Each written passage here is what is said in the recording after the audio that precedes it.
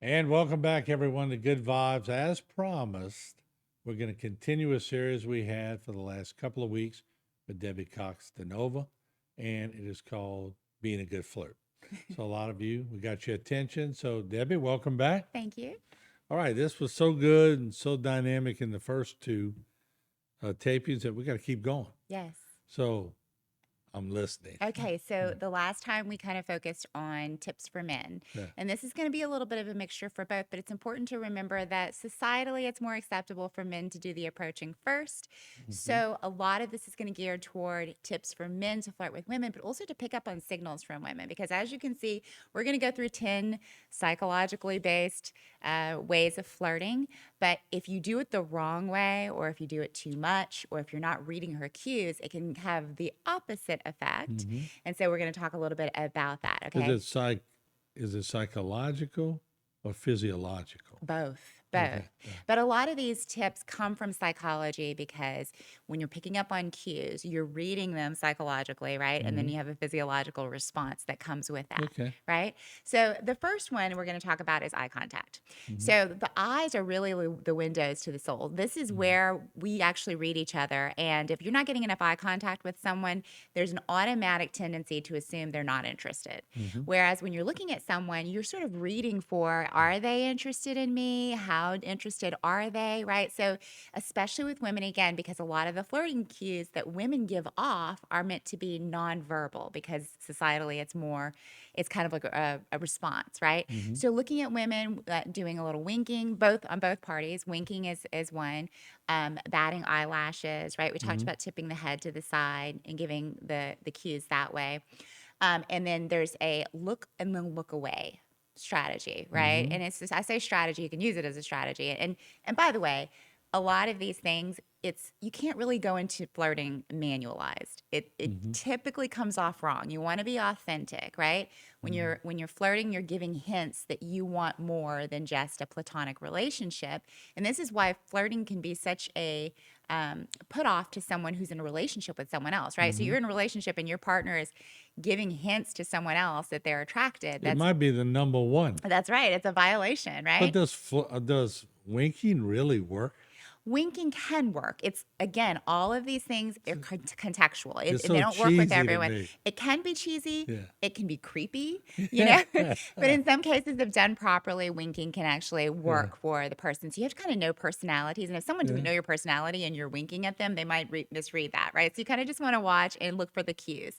And the other thing is just staying authentic. And this speaks to the importance of, if you're in a long-term relationship, continuing to flirt with the person that you're with so that they understand that you want to have those sparks continue to go on. Okay. So eye contact. So the look, then the look away. Look. So you're kind of stealing a What's that glance. all about? Right. So that's kind of giving, again, a hint. You're just giving a hint. I might be more interested in you. And you want to remember the desire is that kind of like magnetize but pull, magnetize but pull. And this is why playing hard to get is such a strategy that's worked throughout time for both sexes, is because when someone's playing hard to get, you typically are wondering then, are they interested or are they not? And keeping that tension is what builds the attraction. But doesn't that work more when you're a younger It couple? works. It works across the board. Now, if you're using it as a manipulation tactic, again, it can come off wrong. But the reason it works, no matter how old you are, is that we tend to think that if someone is too easy, that maybe we can do better. This is according to research, okay? So don't shoot the messenger. And when someone is a little harder to get, what research has shown is that not only are people more likely to be attracted, but once they realize the attraction is reciprocated, they're more likely to fall in love. So we just tend to hold the standard higher. Now, the one caveat to that is that you don't want to play so hard to get that you are no longer sending signals that you're attracted, because the person can lose interest and move on in that case. Bingo. That's my point. Yeah. Right. So you want to keep that tension going just enough to where you get the height, the climax of the attraction, and then you let them know that you are actually interested. Okay. So that's very important. All right. So number 2 is wearing red. Oh, before we move on from eye contact, there's the all in. This is where we go into the creepy zone. Okay, all in is where you're intensely staring at someone. You only break contact to look them up and down to review their body. You definitely want to reserve this for somebody that you know is actually attracted back to you, because this can be the creep factor, especially for women. They gonna feel a little violated there. Okay, the next one is wearing red. So psychologically speaking, red is the best color for attracting a partner. And this may, some people, some researchers speculate that this is a kind of an evolutionary thing, because we see it in baboons, like they get more red. We see it in birds, red. You're drawing attention to yourself. And it also signals confidence, because when you're wearing red, you know you're getting attention. And so it's kind of like, I'm confident enough to wear red and get the attention of the room. And as we go to a break, can I tell you that you're wearing red? Well, I'm wearing kind of like a pinkish, It's right? like a watermelon color. Right. Well, that's red, huh? Yeah. I guess Okay. it's in the family You of don't have any red. red on? No, well, In a my little, logo. a little tiny bit on the logo. All right, good. Now Yeah. you got me thinking red. Uh-huh. Yep. That's Yep. cool. Yeah. All right, so let's do this, because you're right. The level before it gets to being acceptable and creepy, that could be pretty close. Oh, yeah. It's Yeah. a subtle line. Depends and it on where depends they on who, want you to go, but it can get creepy real quick, right? it can depend on where they want you, they want you to go, but also whether or not they're attracted back to you, right? Two separate people could be doing the exact same thing, and if she's attracted to one, she receives it differently than from the other. And maybe some people are into creepy. Some people may be into creepy. You just never know. And I'm laughing because I'm thinking of all these things you're saying. And throughout, like men the most sit there and go, man, I did this to, like I went up and winked at her. And in the group of guys will go, you did what?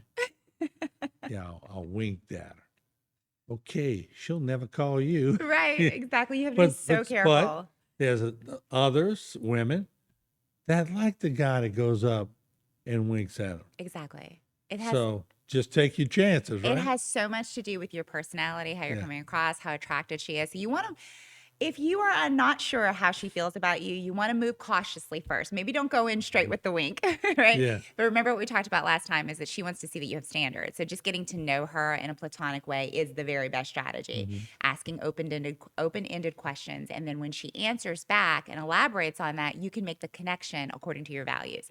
That's the best strategy to just get in there, because you want to know whether you're attracted to her beyond what she looks like. And she wants to know that that matters to you, because it signals to her that you're looking for somebody Now, with be high honest. value. Women like a little cockiness. They do. They do. And we're going to Yeah. talk about that a little bit, because there's Okay. a difference between what men are looking for and women are looking for in terms of smile. We talked about this before. Studies show that men like women who smile a lot. Okay.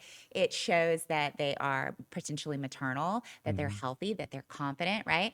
And women actually prefer men who brood or are more contemplative, or who are a little mysterious in their affect than smiling. Smiling can actually signal to women that you are weak as a man, again, according to Really? science, right? But the thing about it is that we remember that when you're flirting, you're wanting to give them hints that you're interested. So you want to smile. And what studies have shown is that a slow smile, a man giving a woman a slow smile, is the best way to indicate to her that he's interested, instead of being friend zoned or thinking that he's just a friendly person. If he's actually a contemplative person who is strong and intellectual, and he sees her and slow smiles from across the room, that is a clear indication it's you that's making me smile, and women love that. So smile a lot for women. Men, it's better for, for you have a brood or a contemplative look. And then the other one is humor. Okay, so humor is, we've Right. talked about this. Humor is number one. It signals a lot of things. Quick on your feet, you're intellectual, you have a nice, fun vibe that you bring to it. But humor can be the number one way to put off somebody as well, especially if it's not a shared sense of humor, or if you're joking about something that is, it's offensive. If you are coming across as slimy because you're doing like a sexual So joke or don't something. go up to the woman and tell Dice Clay jokes. Right, unless you know she likes it. Yeah, So once maybe you she learn, does. if she does, then you want to, because studies show that men and women are trying to see what kind of humor you have, so that they can know whether they're attracted to you or not. You definitely want to avoid negging, which we talked about before, Mm, unless the crux of the joke is about your attraction to them. So mhm. negging can just come off as abusive, right? So you don't want to just be putting someone down like just to get Mhm. a reaction out of Right. them. It's a really bad strategy. Okay. You Yeah. don't want pickup lines. That's the least effective as well. Like just cheesy pickup lines, women are just going to roll their eyes and then Right. dismiss you, right? So the next thing is that you want to mirror their body language. We talked about that. So when you are in front of someone, the natural cues that the body gives that they're attracted, that someone's attracted, is that you start to mirror the body language of the other Mhm. person. It shows empathy. It shows that you're interested in getting into their world, but you want to do that very cautiously and not and authentically, because it can actually come across as creepy. Again, Hmm. if someone's doing everything that you're doing, it can feel creepy, it can feel desperate, and in the worst case scenario, they can think you're mocking them. Now, let me tell you, if a woman, it could be a very attractive woman, if she does something a little creepy to a man, the man could get turned off real quick too. For Yeah. sure, it goes both ways. It most often, again, because in society, men are usually the ones who are asking the woman out. It most often is talked about going man to woman, but it absolutely can go the opposite way. So you have to just watch for cues back, because Mhm. usually, and smiling is one of the biggest ways that we tell the other person it's a green light, you can keep coming. Mhm. So watch for smiles, watch for the cues of like playing with the hair. So grooming is a thing that women will Mhm. do. Like they'll, especially if they're playing with their hair. Men Right. too, though, like they'll mess with their hair a little bit more when someone they're attracted to is in the vicinity, and it is actually attractive to the other person because it shows like it's an unconscious way of saying that I Mhm. actually care about what I look like in front of you. Mhm. So it's actually an attractive thing. All right. Well, that's so. How do men just do the Yeah, just fixing the hair. And the if other they could get thing, past the hairspray, right? right. So the other thing is you want to be a smooth talker. Yeah. So men are looking for women who have a melodic tone to their voice, probably again because they're looking for someone Yeah. maternal, soothing sound to the voice that has variations. Mhm. Women as well wants a man with a variation in his tone, but it's more important to her that he's showing signs that he's listening to her. So things like saying, "Okay, wow." All right, just Mhm. verbal cues back will tell her that he's interested in what she's saying, which is very attractive to her because it means you're trying to get into her You make a world. good point. Men are looking. All women think men want the hottest one in the room. Not true.